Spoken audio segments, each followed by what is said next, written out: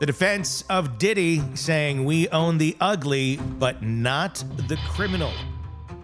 What happened, what it means, and what's next as the defense rests and give their closing arguments in the trial of Sean Diddy Combs. That's what we are about to dive into today. There's a lot to break down because we had the closing arguments from the defense, and then we had the rebuttal from the prosecution, and we're going to go through all of it. We're going to start with what happened. First, the defense saying just that. We own the ugly, but not the criminal. Defense attorney Mark Agnifilo opened with a bold thesis. The trial is based on exaggeration, mischaracterization, and emotion, not law, he told jurors very flatly. We own the domestic violence, referring to past abuse allegations involving Cassie Ventura. But then he drew a legal line. That's not what's charged. Ha ha ha ha ha ha. He even added that part in. He did the little laugh there, and the jurors clapped. And no, okay, that part didn't happen. Agnifilo acknowledged Combs' volatile behavior, drug use, controlling tendencies, and toxic relationships, but he argued that those were moral failings, not RICO-level federal crimes. His strategy? My client's a piece of shit, but he's not an illegal piece of shit. Basically, yes. That's essentially the argument. Jesus. His strategy? Embrace the worst optics, deny the legal liability. Don't convict a man for being a bad boyfriend. It's beyond a bad boyfriend. He told the jury, convict him only if he violated federal law. Sex parties were also reframed from freak-offs to free will. The infamous freak-off parties, multi-day drug-fueled sex events, weren't denied by the defense. In fact, they leaned into them. Agnifilo described the encounters as what is it? It's not polygamy. It's what the fuck is it? How do you say it? I don't know the word, which I guess is a good thing. That polyamory. I was saying polyamory. Polyamory. Yes. Yeah, I just couldn't. Like just having multiple partners. Yes. You love everybody. Yes. Polyamory. Okay. I was saying it incorrectly. Consensual threesomes, whatever you want to call it, but firmly stated they weren't crimes. He mocked the prosecution's emphasis on seized boxes of lube and sex toys, saying, Astroglide, take him off the streets. Literally a quote from Mark Agnifilo today in the courtroom. And the courtroom laughed. And then you heard, bang, bang, bang, bang, bang, bang, bang, boom, boom, boom, boom, boom, boom, boom, boom, boom, boom, boom. He's like, what is it with about Astroglide? I mean, yeah, total Seinfeld moment. And if you don't know what that means, go look it up. Yeah. His point, the government's narrative turned legal adult behavior into federal charges by framing it as coercion and trafficking. Countering the government's pillars, Agnifilo then dismantled the three predicate acts supporting the racketeering charges. Kidnapping. Assistant Capricorn Clark wasn't kidnapped, she said. She went home every night. Bribery. Combs paying for hotel footage wasn't obstruction. It was to keep it from TMZ, not the police. And arson, he slammed the idea that Combs had anything to do with Kid Cootie's car explosion. There's not a shred of evidence, not even Cassie said he did it. And the tone, fire and performance. Agnifilo did not just talk, he performed out there today. He shouted, he paced, he gestured towards Combs' mother and children in the gallery. Can you imagine how down with it, man? Can you imagine how weird that would be being like sitting there? I don't know, maybe it's not weird if that's your dad. But if that was my dad and I'm sitting there hearing about freak-offs and all the horrible things he's done, and I mean, there was a lot that came out in this trial. Thanksgiving table's going to be a lot different if he gets out. Is it? Is it? Or is it just, I mean, at the end of the day, they grew up in a world where the man who made the money was him. And I think your best, did whatever he wanted. Your interest would probably be in him continuing to make that money or retain that money, maybe the correct phraseology right now, because you ain't gonna be like filthy rich for the rest of your existence if this goes down the wrong direction. So Yeah, college is not going to be paid for. yeah, I know nothing about these kids, but I'm gonna guess a few of them, from what we know, may not necessarily. I don't know if they went above an 8th grade level, but not all of them. Just a few of them. Anyway, he waved away the prosecution's entire case as a false trial based on lifestyle, shaming, and sex panic. They turned threesomes and cocaine into racketeering. That's not justice, that's reach, is what he said. So, what happened? That was what happened today. What it all means? Well, the strategy: confess the sin, deny the crime. It was not a he didn't do it defense. It was a he did a lot, but not that defense. Trying to own the words and own the worst facts up front. The defense tried to take the sting out of them, basically. They steered the jury to focus on the legal definitions. Did Combs force, coerce, bribe, or conspire with full knowledge and intent, or was this just reckless hedonism for a guy who never had boundaries? And there's emotion versus the evidence. The defense put emotion front and center. Diddy's love for Cassie, their intimate texts, the idea that she's not a victim but a partner who turned when it was profitable. Read the text, Agnifilo told jurors. You'll cry. They're beautiful. Yep, literally his words. You'll cry. They're beautiful. How about look at the video when he's stomping on her head in front of the elevator? Yeah, You'll that's cry. beautiful, isn't it? He's disturbed. It was an attempt to humanize the chaos and paint the prosecution as cold, overreaching, and theatrical, undermining the narrative. Every major accusation got a scalpel. Kidnapping, they're saying no physical restraint. Bribery, protecting privacy, not evading justice. Trafficking, escorts weren't coerced, they were paid willing adults. Conspiracy, no real conspirators were charged. No one said we're in on this. But they were the witnesses of the prosecution. Now, what kind of deals they got cut? But enough not to be charged at this moment in time. So that's who your co-conspirators actually are in this case. So what's next?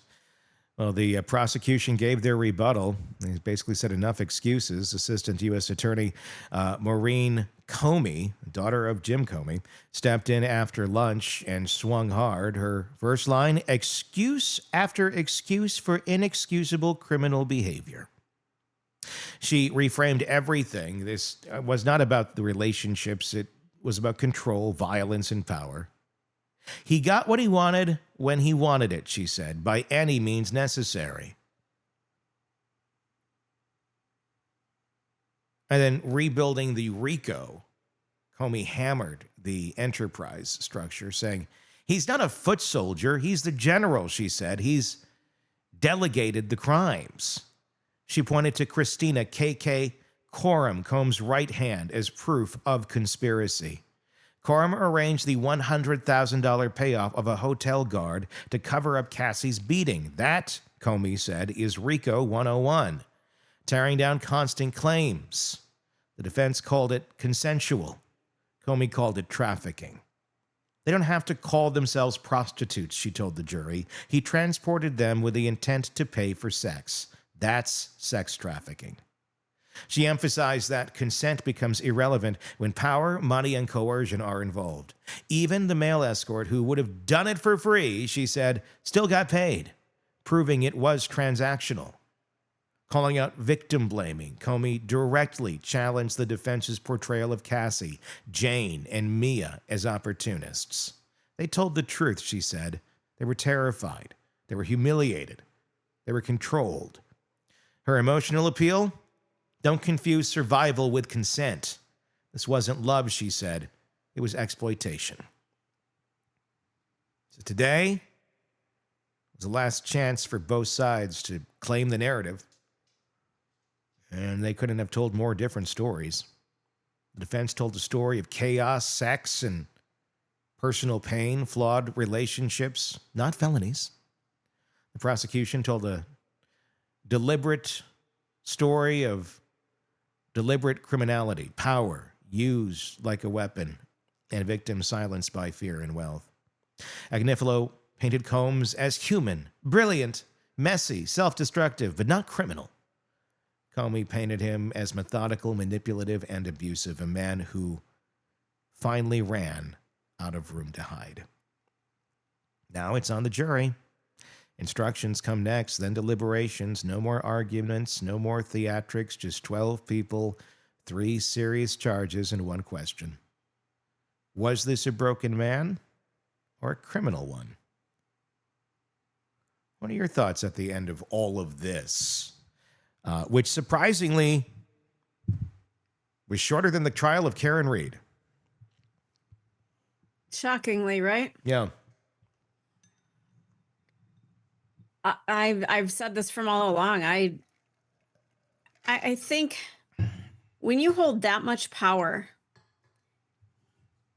I don't know how to say this. I think you have a responsibility.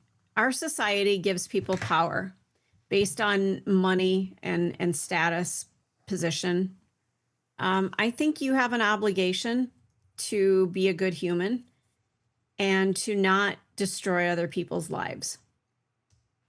And I just, seeing that hotel video,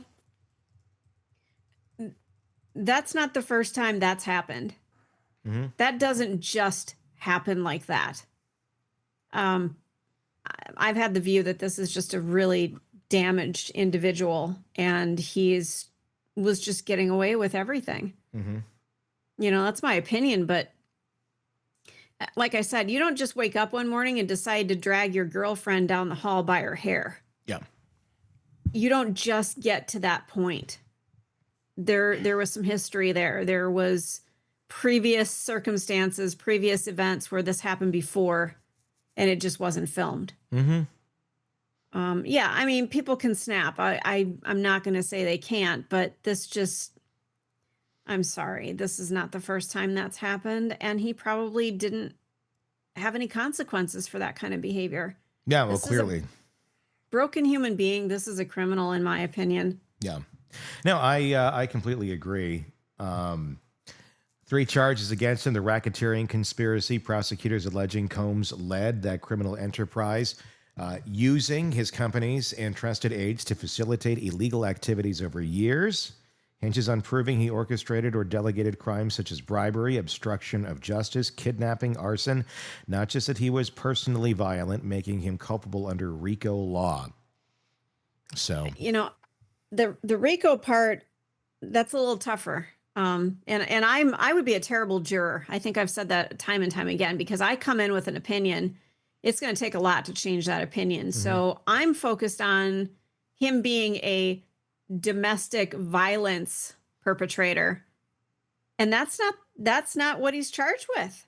well, there's 2 other charges. We got to get to those. Yeah, he's not, it's not, there's not a domestic violence charge in there. No. I mean, it's kind of like raked in there a bit. You know, the kidnapping, obstruction of justice, you know, anything violent, that could be, you know, in there. They got to prove that Diddy directed or participated in organized criminal enterprises, at least 2 predicate crimes. So bribery, arson, kidnapping, over time. I mean, the evidence is there. Is it a, you know, like a habitual one? I mean, is there a pattern of it? I mean, I feel like the bribery part might be easy to prove. So the prosecution argued Diddy acted as the general, basically, delegating the crimes. Evidence included alleged bribes, you know, to the hotel staff, cover-ups, destroyed surveillance video, and witness testimony showing systematic abuse. So you got that. The prosecution argued Diddy acted as the general, basically, delegating the crimes. Evidence included alleged bribes, you know, to the hotel staff, cover-ups, destroyed surveillance video, and witness testimony showing systematic abuse. So you got that. The prosecution argued Diddy acted as the general, delegating the crimes. Evidence included alleged bribes, you know, to the hotel staff, cover-ups, destroyed surveillance video, and witness testimony showing systematic abuse. So you got that. the odds on this of what the internets are saying, what ChatGPT is telling me at this moment in time, low to moderate. It's complex. It's a very complex charge for a jury. Jurors might find the enterprise structure vague and poorly defined. And if only one predicate act is proven, you need to get two basically here. So it could, that's the one that has some teetering on it. Then you have the sex trafficking by force, fraud, or coercion. The prosecutors have to show that Combs unknowingly caused someone to engage in commercial sex by using force, threats, manipulation, or psychological coercion. Testimony from Cassie and Jane described psychological control, threats, and the inability to say no. Videos show drug use and emotional coercion heavily emphasized. Defense has said that the encounters were consensual, emotionally messy, but not criminal. They pointed to the affectionate texts and long-term romantic involvement. So the odds on this one, moderate to high. Yeah. For one or more counts. The Cassie assault video is damning. Jurors may see it as supporting the broader narrative of coercion. The blurred lines between consent and control is where there may be problems. But it may be the prosecution's strongest as well. So moderate to high on that one. And the other one, transportation to engage in prostitution. This is the lowest charge. Only takes proof that Combs knowingly transported someone across state lines with the intent they engage in commercial sex. I think that's been proven beyond a reasonable doubt. Yeah. Records of flights, hotels, all that's all there.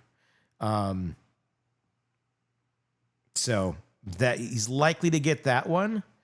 That holds the lesser of the penalties. It could be little to nothing. I think like max is around 10 years. Don't quote me on that.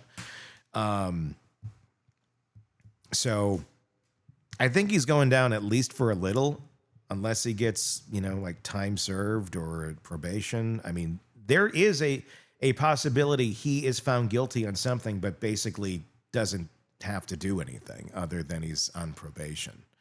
And then there's a possibility he goes away for a few years or quite a lot longer, depending on how this all falls. And I really kind of feel like it could fall anywhere. Well, and don't forget, they've got his assets tied up too. So yeah, even if he goes away for a few years, that's going to be devastating to his brand and, his fortune. Well, basically He's all that screwed. would go away on those. So yeah, they can, all that would be up in forfeiture. So yeah, it's going to be very fascinating to see how this all plays out now that it is in the hands of the jury.